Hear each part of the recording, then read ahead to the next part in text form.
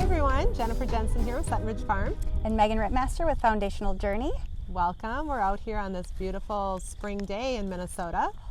And we are going to talk about kind of all things spring. We're shaking off winter and getting our blood going and cleaning out our system. And so we're going to highlight spring eating and kind of like what to eat and what it does for you. Yeah, so I mean, just like Jennifer said, we're kind of, trying to get rid of that winter energy, I guess maybe we'd say, things kind of get a little heavy in the winter, like our mental health kind of starts to take a toll.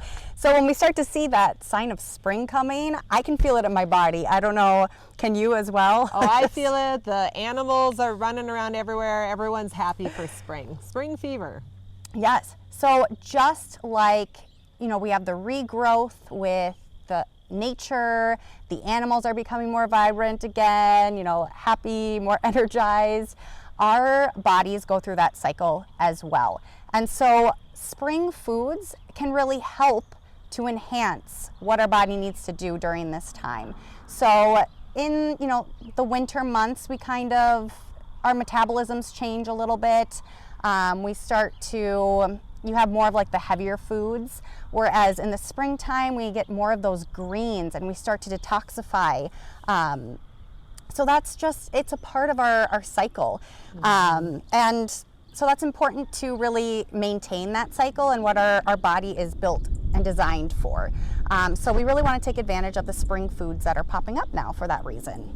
Very good. Yeah, even with things here around the farm, it's nature always wins. Yes. Yep. So if there's something that wants to grow a certain way or be in a certain spot, I usually end up working around that because nature always wins. So anyway, so I think it's like with our bodies too. Our bodies want and crave certain things. Yeah. And so I think we're all craving those greens and lighter foods that are all popping up right now. The winter eating I shouldn't say with winter eating, just winter, I should say. I mean, if we're eating, the comfort foods and you're eating, squashes and all those good root vegetables that store well and that we enjoy all winter long, we look forward to the spring stuff. But our bodies, because of our environment and stuff too, we start to build up toxins. Yeah. So what type of toxins, Megan, do we encounter? Yeah, so toxins, it's a very general term. It's an umbrella term, I would say. Mm-hmm. But there are toxins that we accumulate, from our environment. Think of our air, our water, what is sprayed on crops, genetically modified foods like, pesticides, things like that. Those are all toxins. Those are exogenous toxins. So that means that, they come from outside of our bodies. But our bodies also produce toxins too, as we have so many chemical reactions going on in our bodies that there are byproducts from those chemical reactions and they build up as toxins. So it's really important that our systems are working really well to get rid of that buildup quickly. So, winter is a perfect time where things start to get a little clunky. We need to declutter. We need to declutter. Desludge. Yeah, desludge the body. And so that's where all these foods can really be beneficial with that. We get a lot of those, like dandelion, for example, is a really good detoxifier. But it's an herb weed, herb, I don't know, what would we call it? Plant. Edible plant, perfect. Yes, I like that. It's one that is like seen so negatively and it's so beneficial. You can use the root of it, you can use the leaves of it. There are so many things, and that's just an example. But it helps to detoxify the body. There's the exogenous and the endogenous, which endogenous just means your body is creating them. Okay, good to know. So what happens when these toxins build up in our body? Unfortunately, our cellular functions start to get sludgy and work less efficiently. So a lot of times these toxins are stored in our fat cells. So when we start to get moving again, those fat cells will then release those toxins too.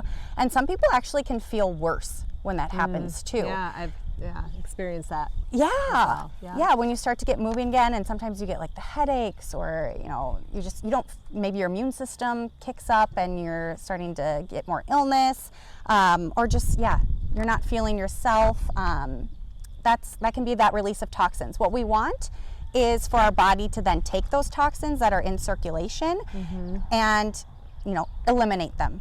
So that can be through our urine, that can be through bowel movements, it's perspiration. There are so many different ways that we eliminate these toxins. And so it's just important that our body can do what it needs to do. But if we have too much buildup, things don't work as efficiently and it might need some support. And that's where the seasonal eating can really come in. So it sounds like, so some of the toxins can lodge in your fat and you never really get rid of all of them, or?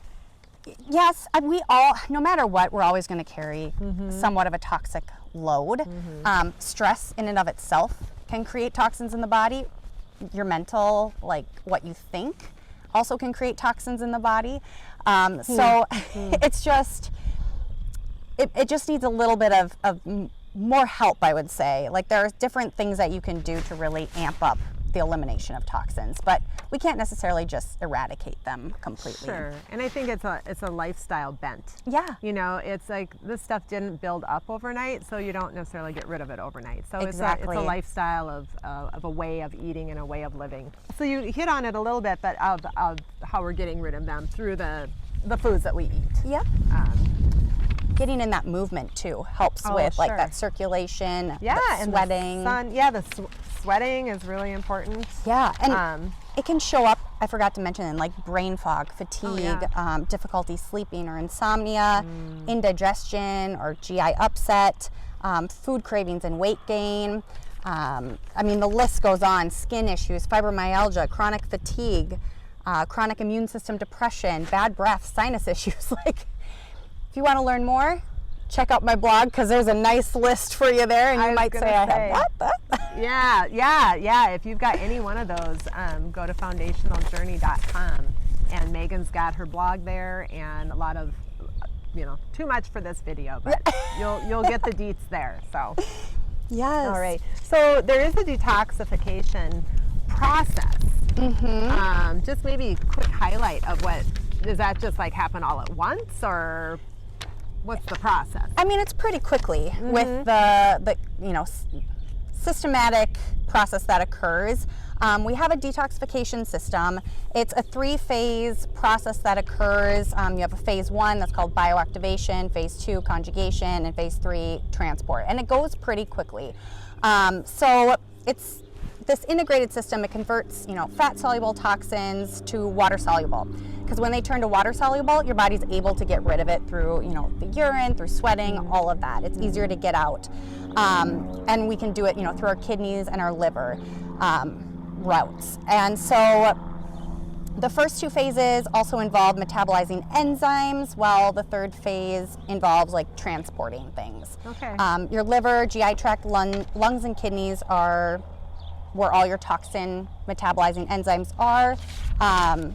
However, most cells also have some detoxification capacity as well. So it's happening in all different cells and systems, but majority is your liver, your GI tract, your kidneys, lungs, those big ones. Some of the spring foods that I personally like, radishes. I love radishes this time of year. I love having them with like some hummus, but those are some spring foods that pop up. Dill, is great. I always think spring, like eggs, although eggs are, all year, but for some reason, maybe it's because Easter eggs, I don't know. But broccoli and cabbage are great detoxifying foods. Asparagus, avocados, collard greens, celery, carrots. Biggest thing is try to get all of these different colors in, because you're going to get a bunch of different bioactives from the plant compounds, phytonutrients, which just help our cells, help our different organs, which ultimately helps this process happen for detoxification and all of that. So there's a lot more. Again, if you want to go and check out the blog. You can see the big list of spring foods. Pick out your favorites and start including them more. Yeah. And also we'll be having a wellness workshop on May 6th. So if you missed that one, we'll have another one at the end of July. So we'll be kind of doing a little bit more of a deep dive into the spring plants and edibles at that time too. I hope to see you there. Yeah. Thanks for joining us, and get out there, move, and eat spring plants. Yes. Take care. Yeah, we'll see you next time. Bye-bye.